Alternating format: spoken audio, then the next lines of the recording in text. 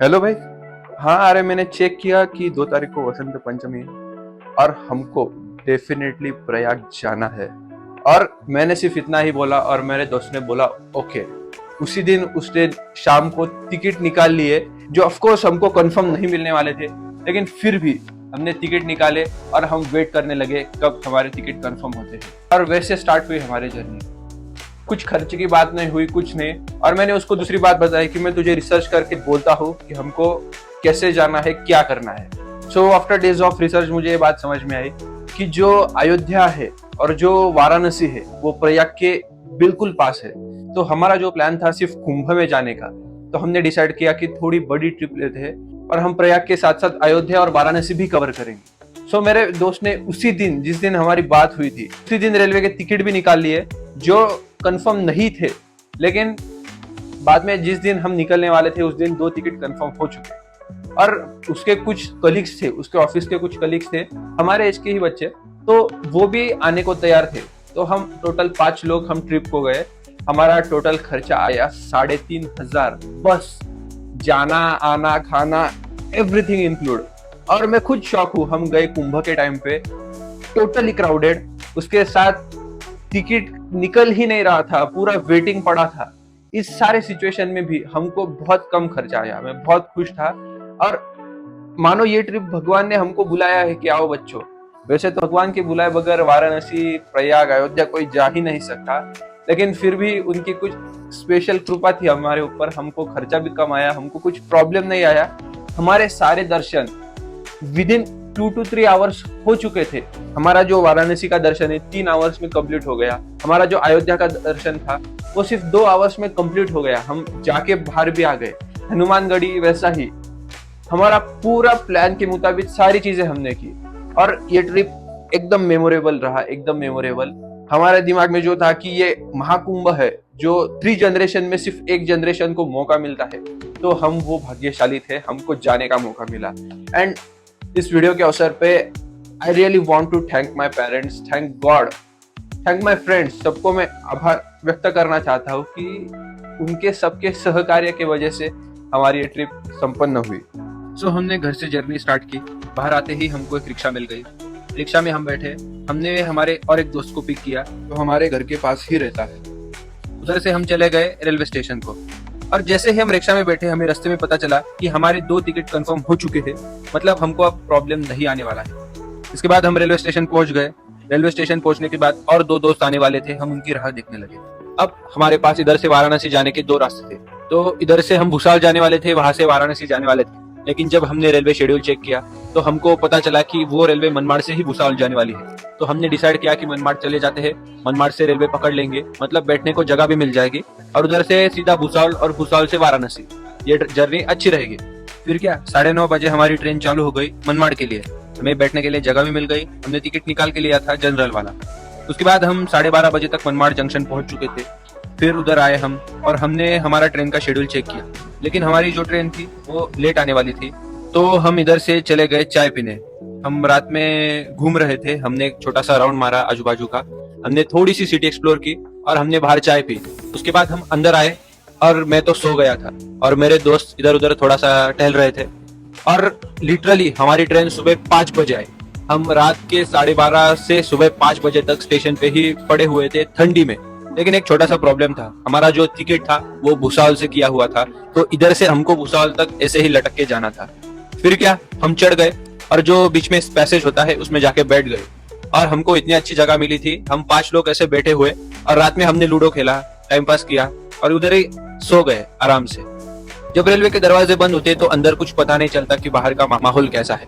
तो जब 6 बजे मैंने फोन देखा तो मैंने दोस्तों को बोला क्या करते हैं, दरवाजा खोल लेते हैं। और जो 6 बजे हमने दरवाजा खोला और सामने जो सूरज था, जो सनराइज हमको देखने को मिला है, वो मनमोहक दृश्य हम कितना भी पैसे देकर नहीं खरीद सकते, जो हम फ्री में देख रहे थे। लेकिन तभी हमको टीसी साहब ने पकड़ लिया था और हमने उनसे बात की। उन्होंने हमको पूछा कहाँ जा रहे हो, हमने बोला कि हम जा रहे हैं प्रयाग, अयोध्या दर्शन करने के लिए। उन्होंने कुछ नहीं बोला, टिकट चेक किया। फिर उसके बाद हम हमारी जगह पे आके बैठ गए। स्टेशन में हमने खाना मंगवाया। इधर खाया हमने राजमा चावल और छोले, जबलपुर के पास में जो नर्मदा नदी के ऊपर ब्रिज है वो। फिर उधर हम आ गए थे दरवाजे के पास ये व्यू देखने के लिए, और ये शॉट हमने कैप्चर किया। तो ये ट्रेन जर्नी बहुत लंबी होने वाली थी, हमको 23 to 24 आवर्स लगने वाले थे, तो हमारा पूरा दिन ट्रेन में ही जाने वाला था। तो हमने थोड़ी देर गाने सुने, थोड़ी देर सोया, मैंने बाहर का व्यू एंजॉय किया। और जैसे ही हमने बॉर्डर क्रॉस की, मैंने नोटिस किया कि इधर ग्रीनरी बढ़ गई है, इधर पानी के जो फव्वारे रहते हैं, जो स्प्रिंकलर्स रहते हैं, वो ज्यादा नोटिस किए।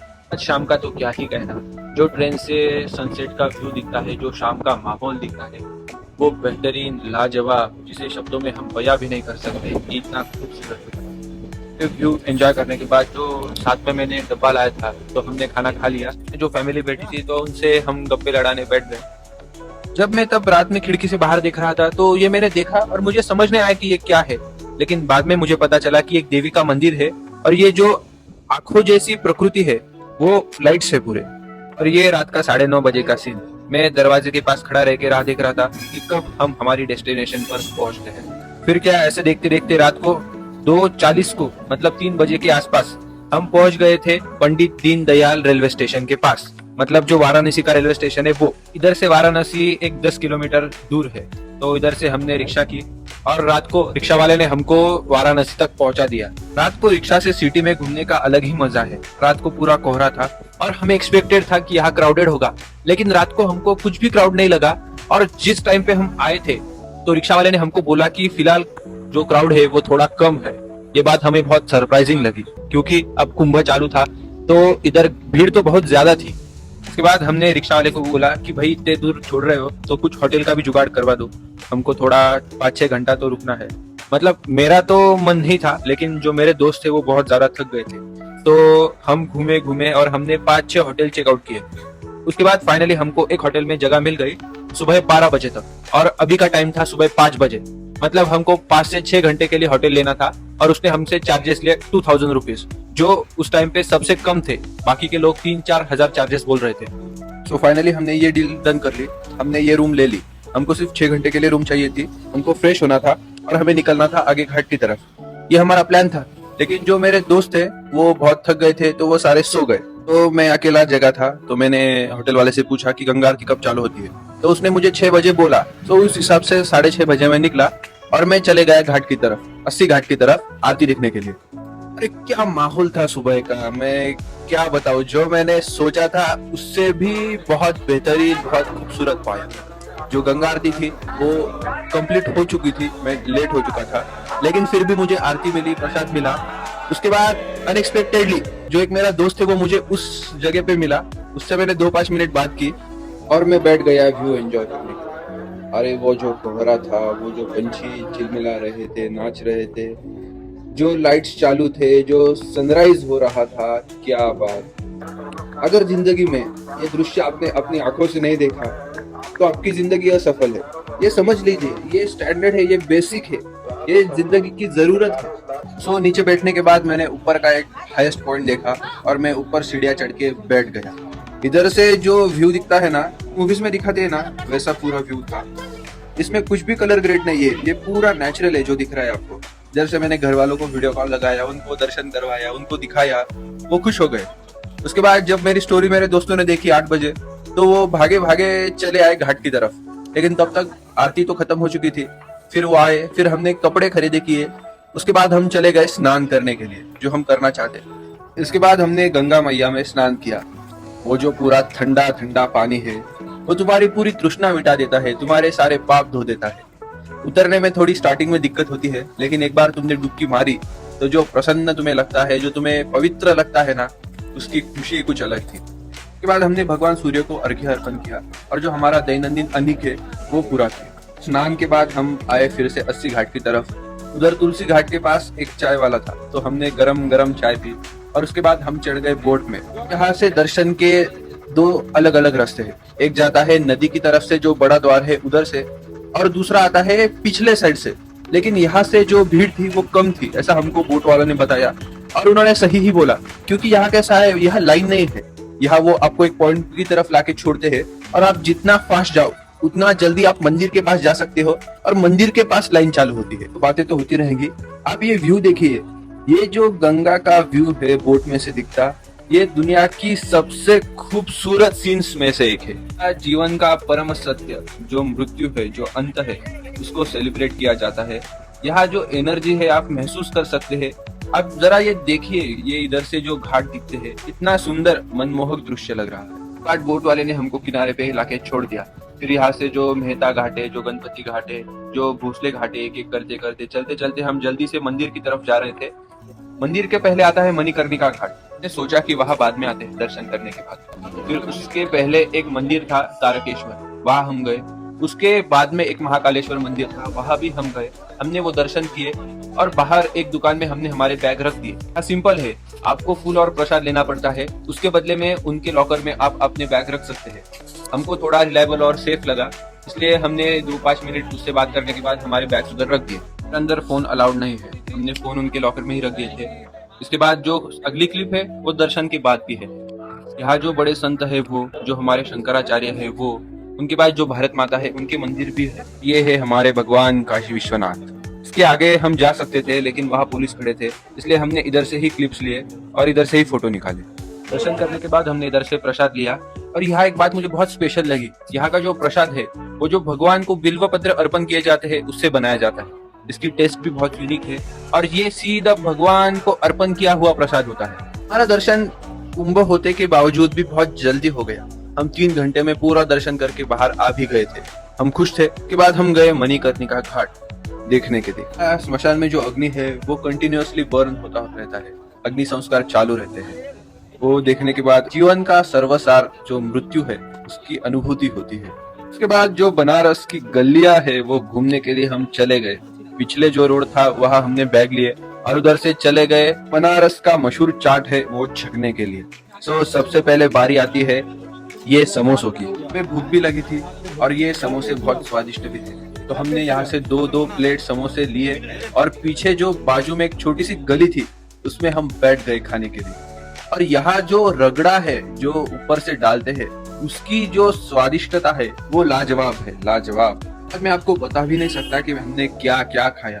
हम ये गली से चलते गए और जितने भी जो YouTube के इंस्टाग्राम पे मशहूर हुए हैं वो जो सारे डिशेस है वो सारे एक ही लाइन में है। जो पहलवान लस्सी हो गया, जो ब्लू लस्सी हो गया और जो बाकी के शॉप्स है वो। मैंने घर वालों के लिए यहाँ के जो स्पेशल नमकीन है उसमें से 2-3 टाइप्स के खरीदी किए। यहाँ का जो रील पे रिसेंटली फेमस हुआ है जो मलाइयो है वो हमने ट्राई किया। एक द्वारकाधीश लस्सी है वो हमने ट्राई किया। ऑफ माय फेवरेट फोटो वो भी इस लोकेशन पे लिया हुआ है। 4 तो बज चुके थे, अब समय हो रहा था मेन इवेंट जो शाम की गंगा आरती है वो। हम इधर से जल्दी से गए मक्खन टोस्ट ट्राई करने के लिए, वो हमने खाया। उसके बाद जो कचौड़ी है वो हमने खाई।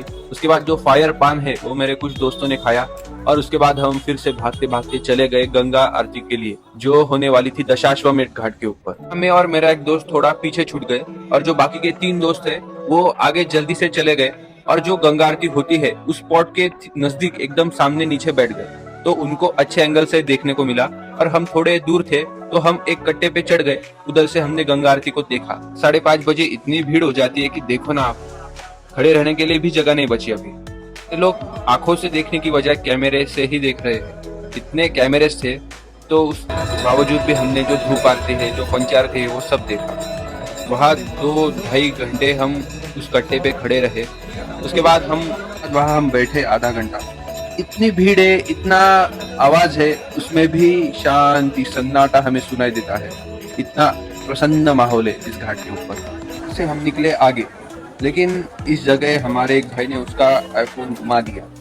फिर हम आगे जब गए तब हमको याद आया, तो उधर से 3 लोग वापस आए फोन ढूंढने के लिए, जो ऑफकोर्स नहीं मिलने वाला था। और हम 2 लोग आगे बैठ गए फोन चार्जिंग करने के लिए, क्योंकि हमारे किसी के फोन में अब चार्जिंग नहीं बची।